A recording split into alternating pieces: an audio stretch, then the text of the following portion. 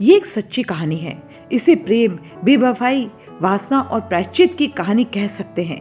प्रेम बस दो व्यक्तियों में होता है, इसमें तीसरे किसी की गुंजाइश ही कहाँ होती है। और जब कोई तीसरा बीच में आता है तो जलजला ही आ जाता है। ऐसा ही जलजला आया था रंजन दादा के जीवन में, जिसकी ये कहानी है। आज का अयोध्या और उन दिनों का फैजाबाद, उसी फैजाबाद की सीमा से सटा एक गांव गोसाईगंज, वहां का एक जमींदार परिवार और उस परिवार के बेटे रजनीश उर्फ रज्जन। ब्याह कर आई रज्जन की सौतेली माँ ने उन्हें अपनी गोद से धकेल दिया था। तब किसी रिश्ते की ताई ने उन्हें पाला था। रंजन ने जब गांव के सरकारी स्कूल से इंटर पास कर ली तो जिद्दिया गए कि आगे की पढ़ाई के लिए तो उन्हें लखनऊ ही जाना है। लंबे, पूरे, गोरे, छरेरे हंसमुख रज्जन को लखनऊ भेजने का मतलब परदेश भेजना था उन दिनों। लेकिन आखिरकार वे चले ही गए। हॉस्टल से पहली बार गांव लौटे रंजन को देख सबकी आंखें चौड़ी हो गई। बिल्कुल अमिताभ बच्चन स्टाइल का बेल बॉटम, छिटदार कमीज और कानों तक लंबे बाल, पूरा हुलिया ही बदल गया था उसका। मिनट मिनट पर कंघी से अपने बालों का फुग्गा संवारते रंजन अपने बराबर के लड़कों के बीच ईर्ष्या का विषय बन गए थे। एक बार होली के फागुनी मौसम में लखनऊ से उनके साथ एक सुकन्या भी गांव चली आई। रंग वाली होली के दिन जीना तमान सरीखी दिखने वाली वो बाला जब रंजन के साथ खाए के पान बनारस वाला पर गाने पर नाची तो गांव के बुजुर्ग का पारा हाई हो गया। लेकिन रसिक, रसिया और शौकीन होते जा रहे रंजन पर इसका कुछ असर नहीं था। जल्द ही घर वाले उसके ब्याह के लिए सोचने लगे। कहीं जात को जात लड़की घर में लेता आया तो बदनामी में नाक ही कट जाएगी, भले ही बीए पूरा हो या ना हो। तब तक रंजन 2 साल फेल हो चुका था। जब रिश्ता पक्का हुआ तब रंजन ने छूटने के बड़े दांवपेच लगाए, लेकिन ऐसी घेराबंदी की गई कि उन्हें हामी भरनी ही पड़ी। वो लड़की देखना चाहते थे, लेकिन वो भी संभव ना हुआ। फिलहाल निश्चित तिथि आने पर सिर पर मोर और कमर में कटार बांधे, सूट बूट में सजे धजे रंजन दूल्हा बने बारात लेकर चल दिए। जयमाला से फेरे तक, फेरों से विदाई तक रंजन का मुंह उतरा ही रहा। फिर जब विदा के बाद दुल्हन को लेकर रंजन घर आए तो उनकी दुल्हन सुरीली घर की डयोडी के दरवाजे पर फंस कर रह गई। घर की औरतें उनका घोर सांवला रंग, भारी शरीर और फैली नाक देखकर मुंह में पल्लू दबाकर हंस पड़ी और रंजन तुरंत ही गठबंधन खोल बरामदे के तख्त पर जाकर बैठ गए। दोनों हाथों से मुंह ढाक कर फूट फूट कर रो पड़े। अम्मा, कौन जन्म का बदला निकाला है, वे कहते जा रहे थे और बिलखते जा रहे थे।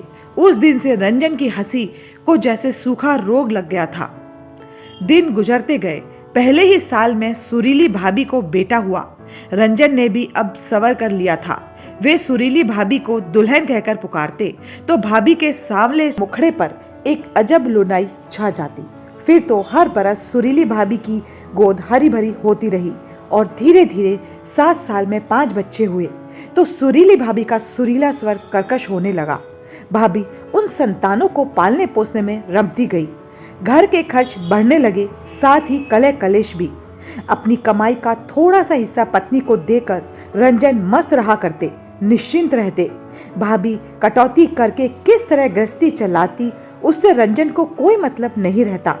वे पहले की तरह रसिया, छलिया, छैल छबीले बने अपनी संचित यौवन को सहते रहे। शादी ब्याह हो या होली की रंगीनियां, रंजन का रास रंग हर तरह महकता। स्त्रियों की मंडली में भी वे बेलौस होकर नाचते। कई बार भाभी का खिसियाया चेहरा देखकर तरस आता, लेकिन उनकी सहनशीलता भी गजब की थी। आज मुझे लगता है कि उन्हें अपने दाम्पत्य पर अटूट विश्वास था कि रंजन कहीं भी जाए लौटकर उनके पास ही आएगा। लेकिन ब्याह के 25 वर्ष के बाद उनका ये विश्वास टूट गया। विश्वास क्या टूटा, भाभी ही टूट गई। एक बहू और 2 दामाद घर आ चुके थे।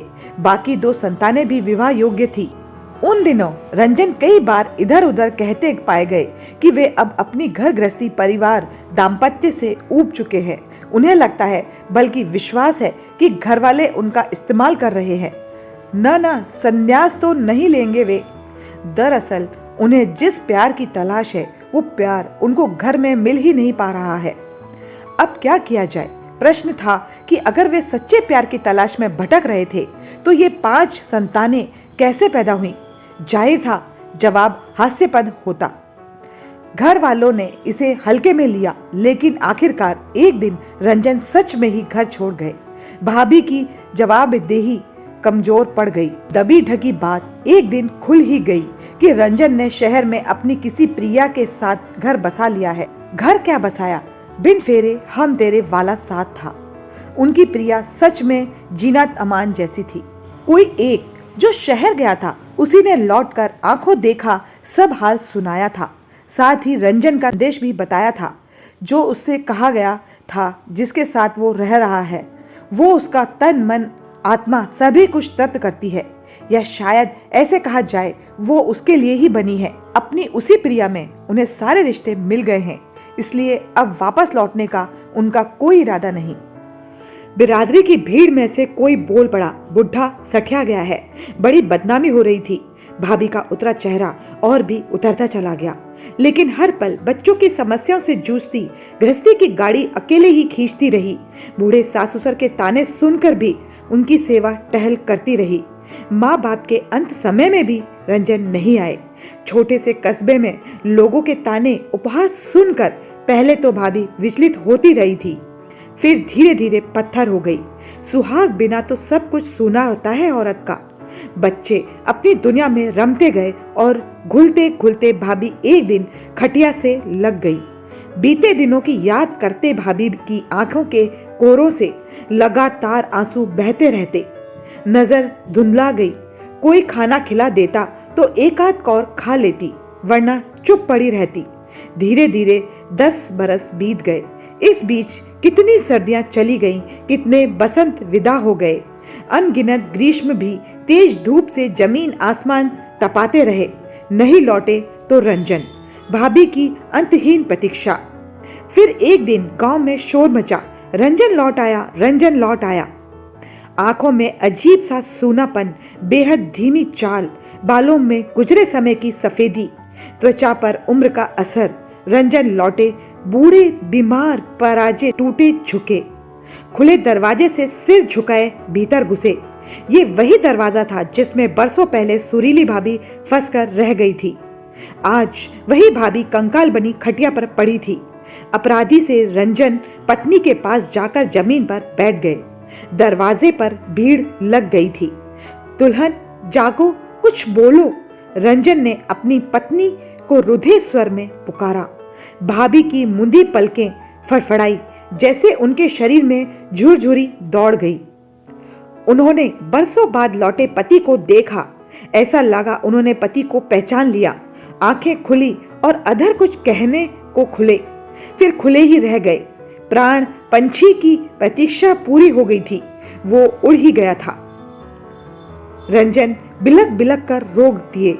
खटिया की पाटी पर सर पटकते रहे। अर्थी पर सोई पत्नी की मांग में सिंदूर भरते हुए कुछ कुछ बुदबुदाते रहे। अपने किए धोखे का प्रायश्चित करना चाहते थे, लेकिन नियति ने इसका अवसर नहीं दिया। मैं नहीं जानती कि रंजन ने सुरीली भाभी से कभी प्यार किया था या नहीं, लेकिन सुरीली भाभी के जीवन में आने वाला वो पहले पुरुष थे।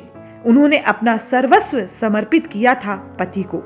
शायद इस बात का एहसास रंजन को जीवन की संध्या बेला में हो गया था, लेकिन जब हुआ तब बहुत देर हो चुकी थी।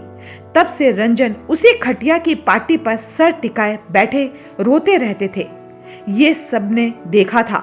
बहुत ही जल्दी एक दिन वे उसी मुद्रा में मृत पाए गए। मुझे लगता था कि रंजन की प्रेम कहानी का बस यही अंत हो गया है, लेकिन नहीं, अभी कुछ शेष रह गया था। जल्द ही किसी काम से शहर जाना हुआ था मेरा। तभी याद आई अनिका। बस यूं ही उससे मिलने को जी चाहा, जबकि अरसे से हम दोनों संपर्क में नहीं थे। एक समय वो था जब कॉलेज में हम बेस्ट फ्रेंड हुआ करते थे। उसी मोह से खिंची मैं उसके घर चली गई। कोई तो होगा वहां सोचा, लेकिन जिसने दरवाजा खोला वो अनिका ही थी। मैं चौंक गई उसे देखकर। क्यों? सब कुछ बताना जरूरी तो नहीं। भीतर जाकर पहला सवाल था, तू यहाँ अकेली? शादी वादी? अनिका मुस्कुराई। घर बसा था मेरा, लेकिन वो कहते कहते फिर थोड़ा रुक कर बोली, पता नहीं क्यों वो छोड़ गए मुझे। लौटेंगे जरूर एक दिन, विश्वास है मुझे। एक तस्वीर की तरफ उसने इशारा किया।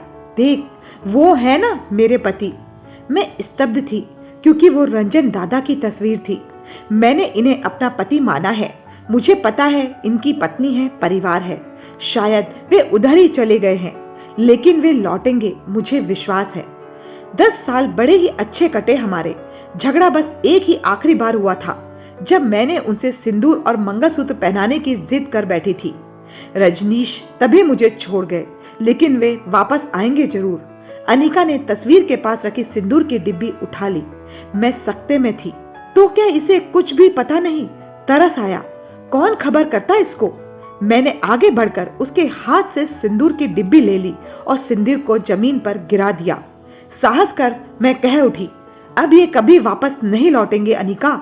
जहां ये चले गए हैं वहां से कोई वापस नहीं आता। तुझे शायद नहीं मालूम होगा कि रजनीश गांव के रिश्ते से मेरे भाई लगते थे, और वो मेरे रजनीश दादा थे। और इस बार अनिका का चेहरा सफेद पड़ता चला गया।